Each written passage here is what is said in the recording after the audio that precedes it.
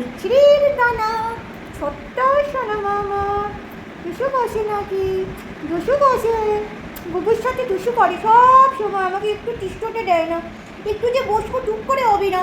তুমি সবসময় বুবুকে মাও কেন? সবসময় ওর ঘাড়ে উঠবে, পিঠে উঠবে, চক্কাবে পক্কাবে, তুমি সবসময় দৌড়াটি করবে, কেন করো তুমি? তুমি কেন করো মা? তুমি যাবে দুধ তুমি করো, তুমি ছোনা বৌমা মা, তুমি ছোট লক্ষ্মী মা না, তুমি এটা বাদরি হয়েছে কেন মা? তুমি বাদরি হচ্ছে কেন মা?